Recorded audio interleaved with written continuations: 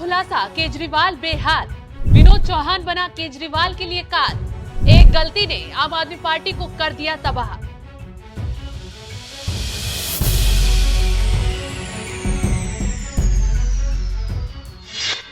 नमस्कार, आप देख रहे हैं एनएमएफ न्यूज। मैं आपके साथ शबनम। एक तरफ सीबीआई के हंटर से केजरीवाल बुरी तरह घबरा गए हैं क्योंकि तीखे सवालों की तलवार ने भीषण राज खोल दिया है। दूसरी तरफ ईडी ने ऐसा धमाका कर दिया है जिससे केजरीवाल क्या पूरी आम आदमी पार्टी फंस गई है। दरअसल ईडी ने शराब घोटाले में 9वीं चार्जशीट दाखिल कर दी है। 9वीं चार्जशीट में ईडी ने विनोद चौहान को आरोपी बनाया है। ईडी का आरोप है कि विनोद चौहान ने आम आदमी पार्टी को रिश्वत की रकम पहुंचाई। विनोद चौहान को मई में ईडी ने जांच के दौरान गिरफ्तार किया था।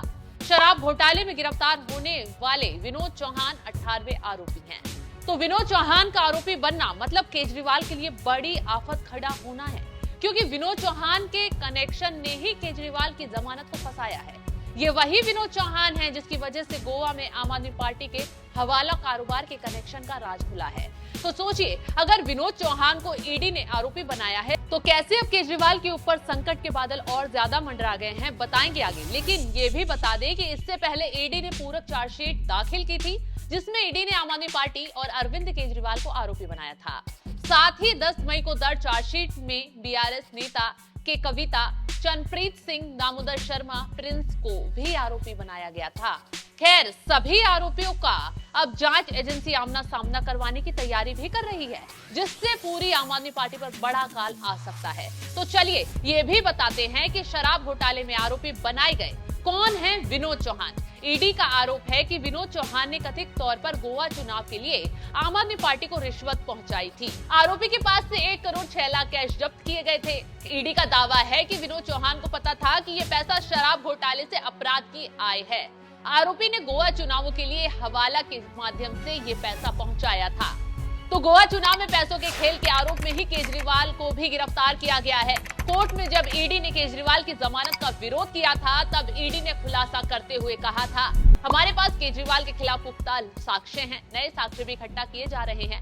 13 हवाला डीलर्स के बयान और गोवा के आप के स्थानीय नेताओं के बयान लिए गए हैं। इनके बयानों से स्पष्ट किया गया है कि किस तरह हवाला के जरिए रकम गोवा चुनाव में पहुंचाई गई, इसका वितरण किस तरह हुआ। तो केजरीवाल पर भी गोवा चुनाव में हवाला कारोबार के कनेक्शन का आरोप लगा है और विनोद चौहान पर भी। अब विनोद चौहान केजरीवाल का करीबी भी बताया जा रहा है। ऐसे में पूछताछ में विनोद चौहान ने जो भी खुलासा किया होगा, उससे जाहिर सी बात है केजरीवाल पर आफत आ ही जाएगी। इन सबूतों से ही केजरीवाल की जमानत भी फंस गई है। वहीं दूसरी तरफ सीबीआई ने भी खेल कर दिया है। सीबीआई तमाम सबूतों के साथ केजरीवाल से 3 दिन तक पूछताछ की। तमाम खुलासे हो गए। ईडी और सीबीआई की बढ़ती सख्ती के खिलाफ आम आदमी पार्टी ने विरोध प्रदर्शन भी किया, लेकिन उनका पैतरा भी काम नहीं आया, क्योंकि ईडी को भी सबूत मिल चुके हैं और सीबीआई को भी सबूत मिल चुके हैं। तो आम आदमी पार्टी का साजिश के तहत गिरफ्तारी का आरोप लगाना बेतुका साबित होता नजर आ रहा है। तो चलिए जाते जाते आपको आप नेता गोपाल राय का बयान सुनवाते हैं कि कैसे उन्होंने केजरीवाल के खिलाफ हुई कार्रवाई को बीजेपी की साजिश बताया है। जब हम पहले कहते थे कि सत्येंद्र जैन जी को फर्जी केस में इन्होंने इसलिए डाला कि आम आदमी पार्टी को खत्म करना चाहते हैं, कई लोगों के मन में सवाल थे। जब हमने देखा डिप्टी सीएम हमारे मनीष सिसोदिया को गिरफ्तार किया गया, सभी लोगों ने कहा ये तानाशाही षड्यंत्र किया जा रहा है सरकार को कमजोर करने का, काम को रोकने का। कई लोगों के मन में सवाल थे।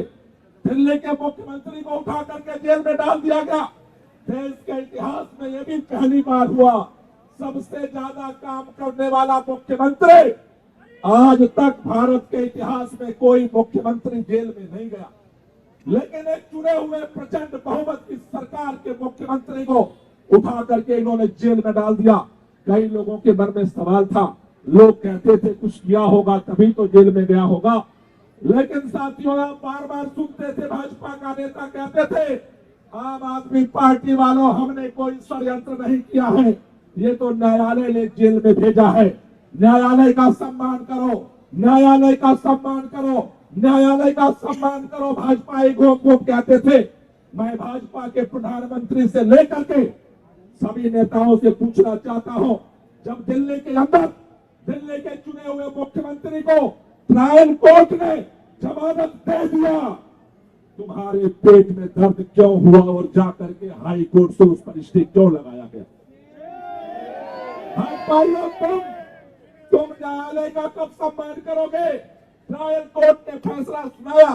ट्रायल कोर्ट ने कहा अरविंद केजरीवाल के खिलाफ कोई सबूत नहीं है। अदालत के फैसले के बाद दौड़े दौड़े रात में अपने आका के इशारे पर तुम भाग करके क्यों गए? इतना से काम नहीं चला।